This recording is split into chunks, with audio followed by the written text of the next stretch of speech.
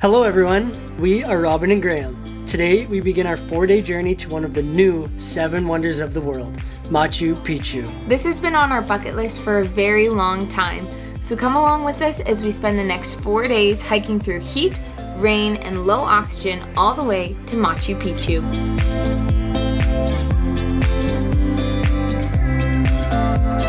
Alright, so it is the day before we're supposed to leave to start our Machu Picchu trek, which we are so excited about. And I think almost all of the companies have like a debriefing the day before you actually go, just kind of go through what to expect, maybe if there's things to bring. Yeah, so any questions you might have? Yeah, so that is where we're headed right now.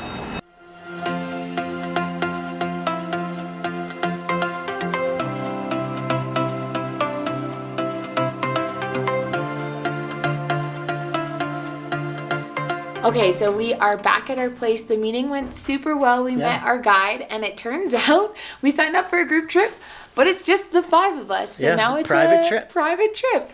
And the amount of porters and cooks and guides that we have feels a little silly. Yeah, it's over double. It's over double, so it's going to be us and a lot of the Sam Travel staff. Yep. But I am very excited. He walked us through what every day is going to look like, and yeah, everything that we need to pack, kind of our expectations for each day, so it's going to be an awesome time. And they gave us these duffel bags to take back so that we could pack all of the stuff that we wanted to bring that our porters are going to carry in this. Yep. And then we're going to give them our other backpacks tomorrow full of everything that we're not bringing on the trip, so they can store it at their office until we are done 4 days later. We are all packed, so we will see you in the morning.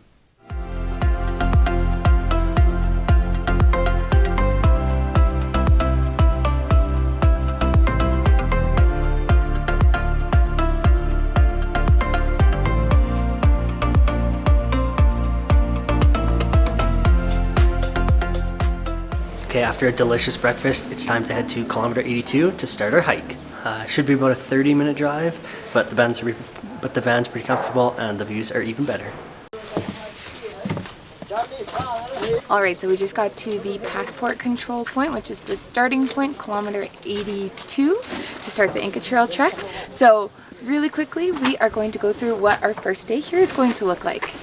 So we started in Cusco and we drove all the way to Ollantaytambo, which is probably not how you say it. This is where we had breakfast. Then we drove a little bit more here to kilometer 82. Then we start our trek, and I believe we are having lunch at the first Inca ruin that we're going to see.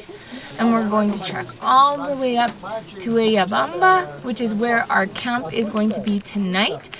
Also, there's another Inca ruin there. We're going to be seeing a lot. I think today is supposed to be more of like a gradual, like up and down, pretty easy start, and I think it's a total of maybe 5 hours of hiking.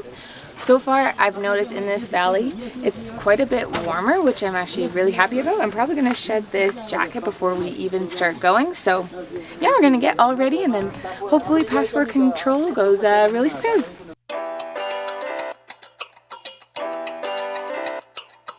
Okay, we've taken some photos. Got everything through our passport control and everything, and it's time to start the hike.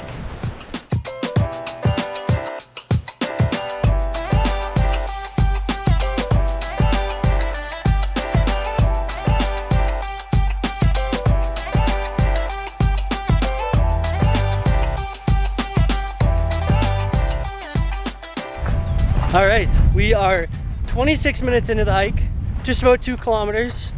So far, feeling pretty good. Feeling really good. There's a couple other groups here with us that are substantially bigger than ours. Yeah. But they're a little bit farther ahead, so it hasn't really been an issue with people.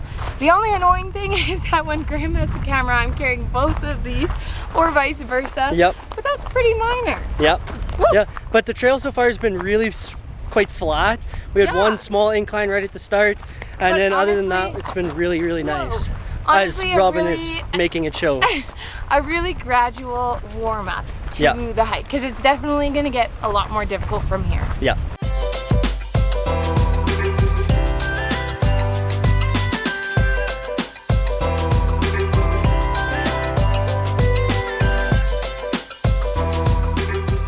So we just stopped for a little break and learned a little bit about the Inca history. Now, if you don't know anything about Incas, I don't know a ton, but they were an ancient civilization here in the Andes part of Peru.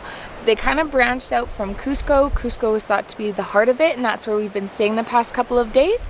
And this is one of the more famous trails that they had to Machu Picchu, but apparently all throughout these mountains they had tons of different trails because they didn't have horses, they didn't have donkeys. So if you wanted to send a message to one of your other cities, you had to go by foot. So one of the archaeological sites that's behind me was actually used as a resting place for messengers, because when they wanted to get a message across, they would send a person and then they'd kind of tag team. So once they got to this resting point, then the next messenger would go and head to the next one, and it would be a nice, really efficient way to get the message delivered quickly.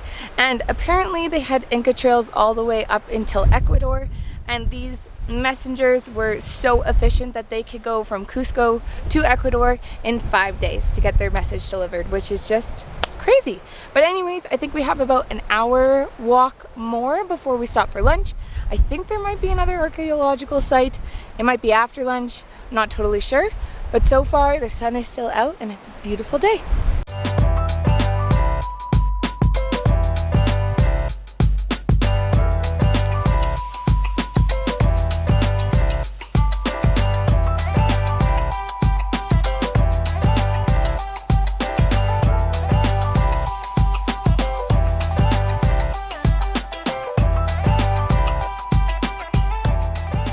Okay, we just finished our first really big climb of the trip. It was tough, but it was good to get through it.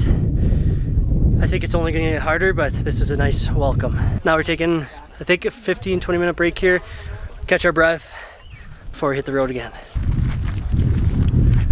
Our guide said that's the local Uber.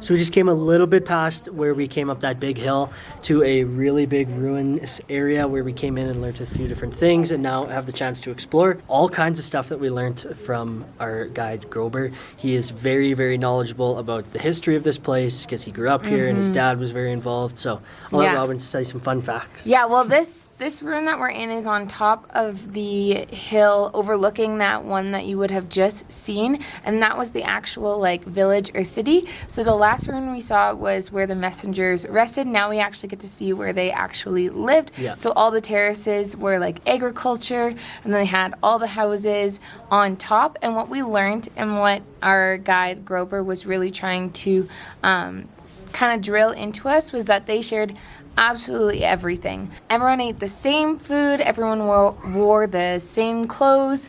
Yeah. They had little groups doing different things, of course, whatever your speciality was, but everyone shared everything, which was just super, super cool. Yeah, there was no like rich and poor. Yeah, it's a very giving and a very kind society, as kind of what he said. Yeah, and we're starting to learn more and more of just how advanced the Inca civilization was. Like, they were just so smart with how they did things because they didn't have a lot, of course, but everything was just so well thought out. Like where we're sitting right now was one of the storage rooms, and they faced the doors so that it caught all of the wind so that it would keep all of their dried food good for a couple of years, which is just really cool. Just genius.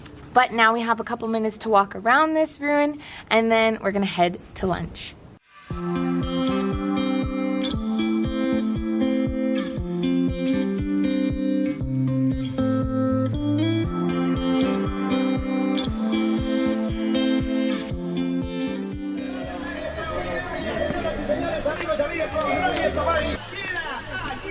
Looks like they already have the tent set up for us, and I can literally smell the food. It smells so good, so I think lunch must be ready, and perfect timing because I think it's gonna rain.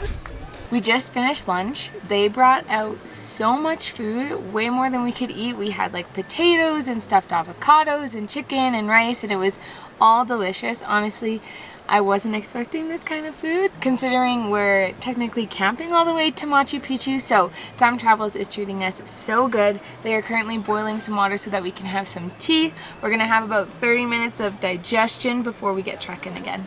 We also were all worried about how much food was actually left on the table because there was a bunch of chicken, some avocados, a whole pile of rice. And so we asked what he does with all the food, and he makes sure all of his porters gets fed. So none of the food goes to waste, which is really good to hear because he was telling us some pretty hard stories about him being a porter when porters weren't being fed and just weren't being treated fairly. So it's nice to see that he's taking care of his crew and getting them the fuel they need.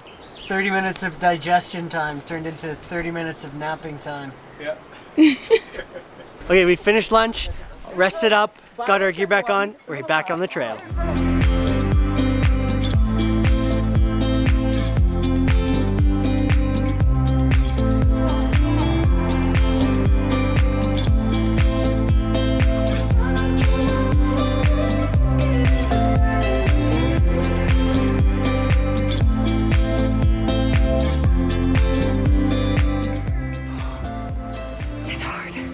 It's very hard.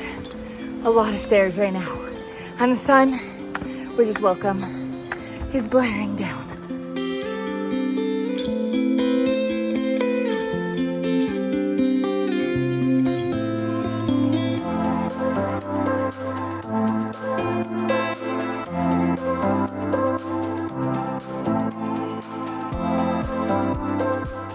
Okay, so we arrived to our campsite just a few minutes ago. We got a quick debriefing about what's gonna happen tonight, but we've arrived to all of our tents set up, so Robin and I have claimed one, so come check it out. We've got a comfortable 2-person tent. Well, actually it's probably closer to a 4-person tent, but there's only 2 of us in here. We got a sleeping bag and an air mattress, and then we get to put our duffel bag in there and get comfortable and sorted. It's on a nice grassy bed underneath the tent, so it's really actually quite soft under it. Plus we get these ear mattresses like I said. So I think it's gonna be a pretty good night's sleep, especially after 14 Ks. Honestly, I'm feeling pretty good after that hike. I will say it was a decent incline for the last little bit, so it was definitely a harder finish. We're starting the ascent of the really big ascent that we have tomorrow, so which is gonna be really tough. It's just gonna be really tough.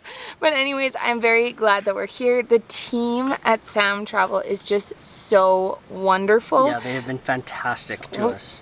I just feel so spoiled. Like, it's so glamping. I don't have to do any of the hard stuff. We don't have to cook, clean, set up our tents, take down our tents.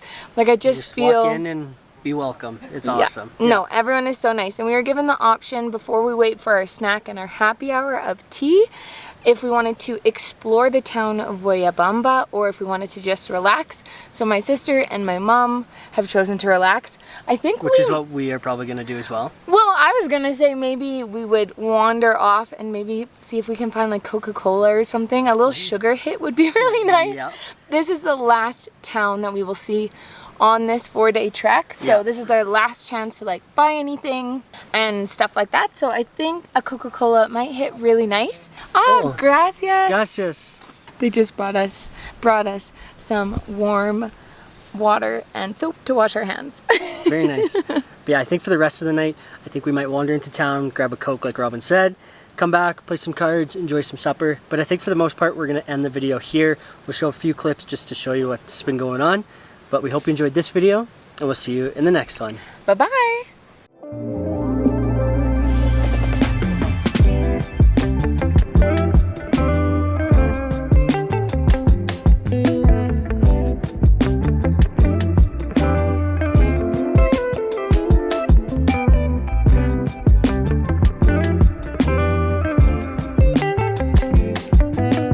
What did everybody else think?